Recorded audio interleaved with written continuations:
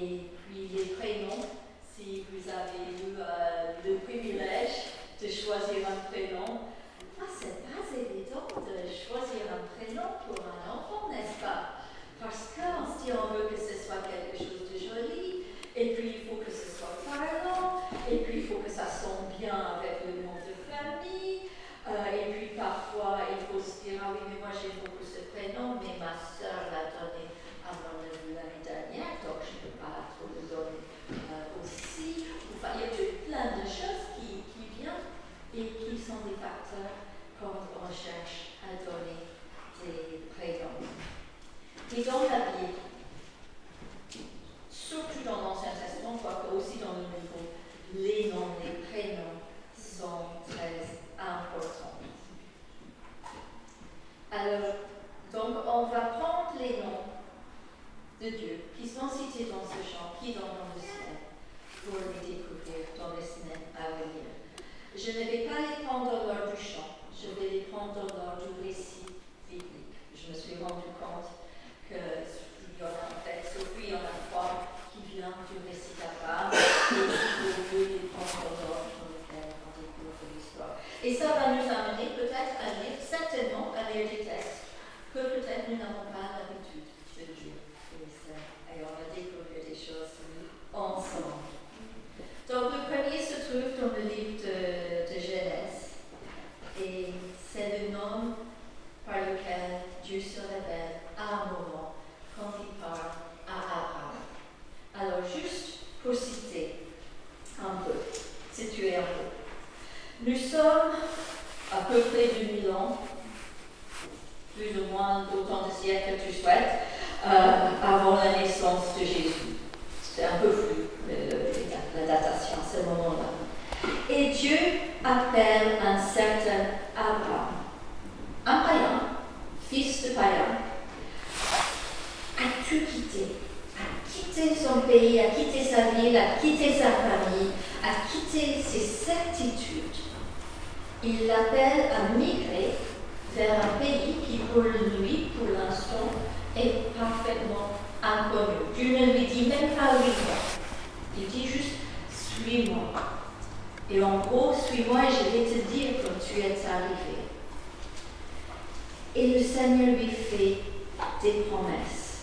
Il lui promet qu'il deviendra l'ancêtre d'un grand peuple et que toutes les familles de la terre seront bénies à travers lui.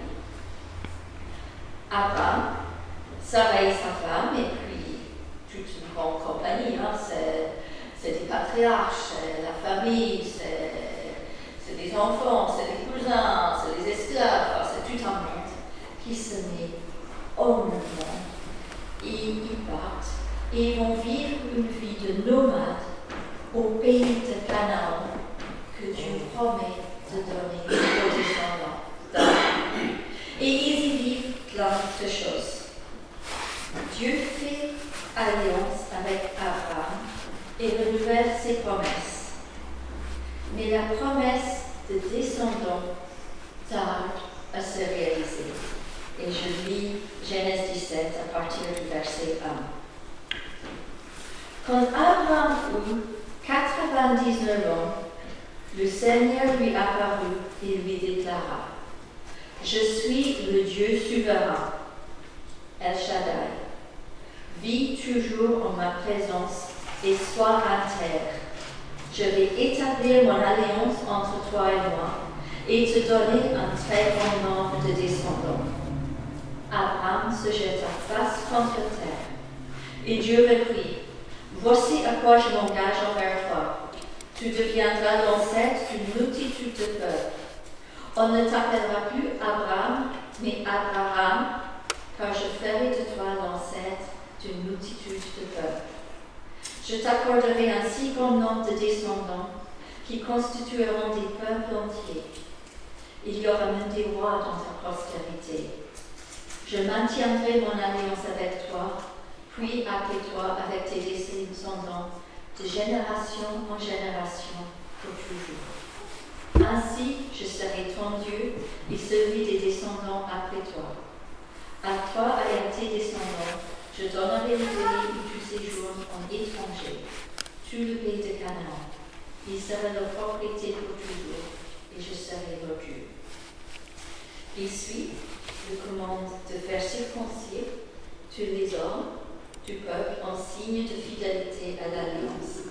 Et puis je reprends au verset 15. Ensuite Dieu dit à Abraham, ne donne plus à ta femme le nom de Sarai, car désormais son nom est Sarah. Je vais la bénir et te donner par elle un fils. Je la bénirai et elle deviendra l'ancêtre du peuple entier. Il y aura des rois de divers pays dans sa descendance. Abraham se jette face contre terre, il rit, car il se disait, comment aurais-je un enfant, moi qui a 100 ans, et comment Sarah qui en a 90 deviendrait-elle mère? Jusqu'à là, notre lecture de la parole. Quand Abraham eut 99 ans, le Seigneur lui apparut et lui déclara, je suis le Dieu souverain. Vis toujours en ma présence et sois intègre. C'est assez frappant. Dans cette histoire, tout le monde reçoit un nouveau nom. Dieu se manifeste de manière particulière à Abraham pour donner du nouveau nom à Abraham et à sa femme, et il se présente lui aussi sous ce nom El Shaddai, qui n'a pas jusqu'à là été utilisé dans l'histoire. Et c'est un nom qui va être utilisé une 50aine de fois dans l'Ancien Testament. Littéralement, El Shaddai, Dieu tout-puissant. On pourrait aussi traduire Dieu tout-suffisant, Dieu qui est tout ce dont nous avons besoin. Ici, les traducteurs ont choisi Dieu souverain, tout-puissant, tout-suffisant, souverain. Ça nous donne une idée de ce nom qui nous parle de la toute-puissance de Dieu. Dieu qui maîtrise tout et Dieu qui est suffisant à répondre à tout ce dont nous avons besoin. Ce nom attire l'attention d'Abraham, notre attention avec lui, à la grandeur, à la puissance de Dieu. Il nous rappelle que le Dieu que nous connaissons comme le Dieu d'Abraham, on dit le Dieu assez souvent, le Dieu d'Abraham, d'Isaac et Jacob, on ne parle pas ici d'une petite divinité tribale, avec beaucoup de guillemets. Dieu n'est pas le Dieu, entre guillemets, des pierres et des arbres. Il est le Dieu souverain de tout ce qui existe. Il est puissant. Il est tout puissant. Il suffit en lui-même. Nous n'avons pas besoin d'aller chercher d'autres dieux. Nous pouvons faire confiance. Et nous pouvons lui faire confiance quand il promet de faire des choses. Il les fera. Il a la puissance, il a la force, il a la capacité de les faire. Abraham a déjà vécu des choses avec Dieu. Ça fait 24 ans qu'il a quitté son pays, sa famille, sa maison, pour aller dans le pays que Dieu promet de le montrer. Et Dieu lui a montré un pays. Dieu lui a montré ce pays. Abraham suit l'appel de Dieu et nous pouvons lire ses aventures dans les chapitres 12 à 16 du livre de Genèse. Nous découvrons aussi qu'à plusieurs reprises, le Seigneur lui parle pour renouveler la promesse de descendance. Dieu promet que la descendance d'Abraham sera aussi nombreuse que les grains de poussière par terre, aussi innombrable que les étoiles dans les cieux. Et pourtant, Abraham et Sarai avancent son âge, et il n'y a pas de bébé. Bon, ils font les choses un peu dans leur main et ils s'arrangent pour qu'il y ait un bébé qui est né par une femme de deuxième rang, qui était à l'origine, n'est-ce pas, de Sarai. Mais bon, on découvre ici que ce n'était pas ça la volonté de Dieu pour eux. Et je me demande si c'est pour cela que Dieu choisit de se révéler ces jours-là, sous ces noms d'El Shaddai, Dieu tout-puissant, Dieu qui peut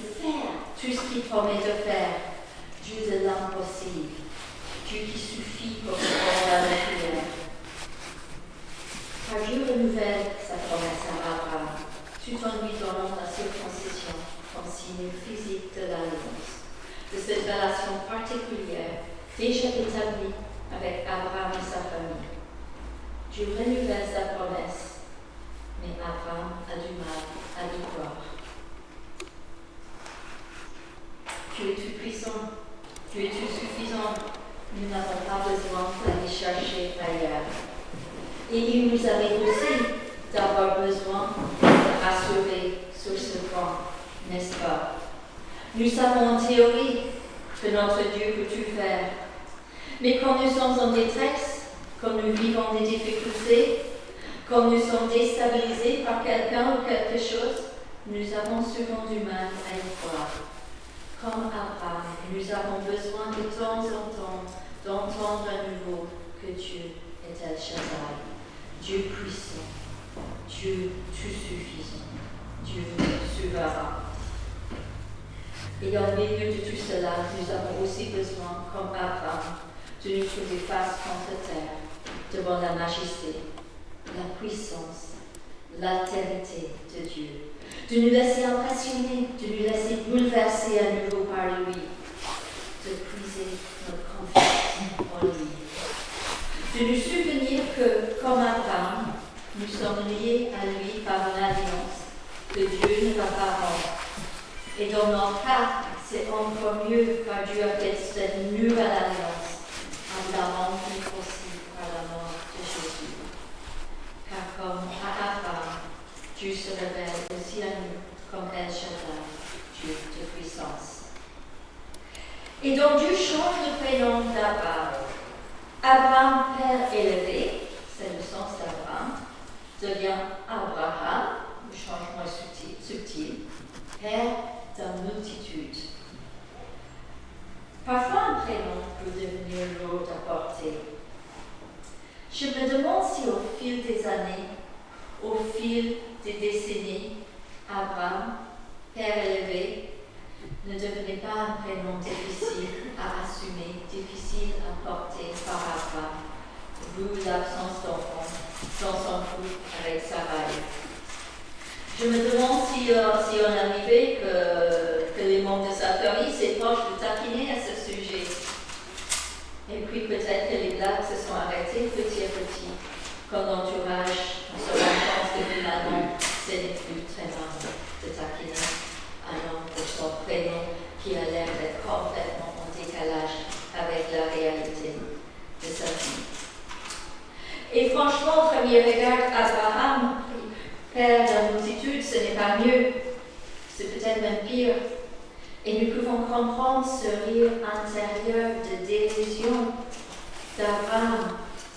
Mais ce n'est pas pour cela que Dieu va changer ses projets, parce que nos incroyances, nos scepticismes ne suffisent pas à empêcher au Seigneur de faire ce qu'il a décidé de faire.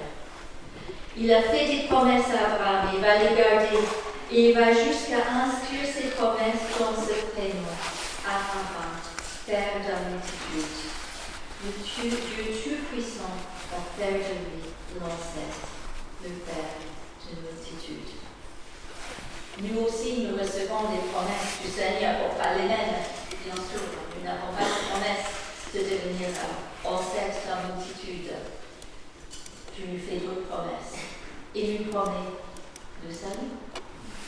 Il nous promet sa présence. Il nous promet sa paix. Il promet de prendre soin de nous. Il promet sa force face aux difficultés de la vie. Beaucoup de siècles après Abraham, le prophète Jérémie vivait dans un temps rempli de difficultés pour son peuple. La majorité avait été amenée de force en Babylone. Et Jérémie reçoit cette parole pour le peuple. De la part du Seigneur, je sais bien quel projet je forme pour vous, et je vous l'affirme, ce ne sont pas des projets de malheur, mais des projets de bonheur. Je veux vous donner un avenir à espérer. Nous suivons le même Seigneur.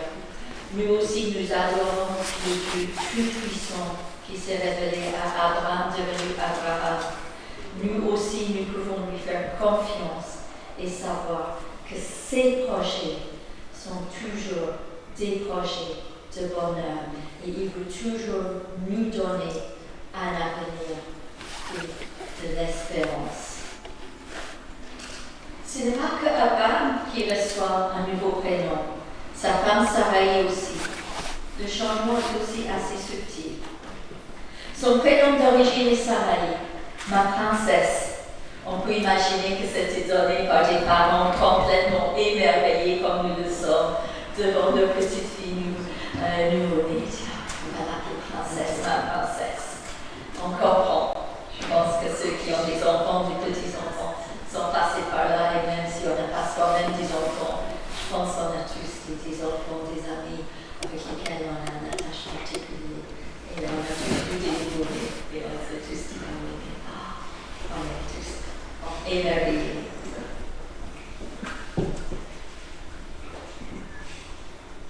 Mais même si son mari l'aime, et ça c'est clair dans le récit, et c'est une des choses que j'aime beaucoup, qu'on découvre sur la tout le long de leur vie, il aime sa femme. Sarai vit quand même une vie de déception. La toute première fois qu'on nous la présente, en Genèse chapitre 11, quand le narrateur présente les personnages qui vont être importants dans la suite de son histoire, il nous dit Abraham épouse Sarai. Sarai n'avait pas d'enfant, elle était stérile. Toute sa vie, cette étiquette de stérile a dû la suivre.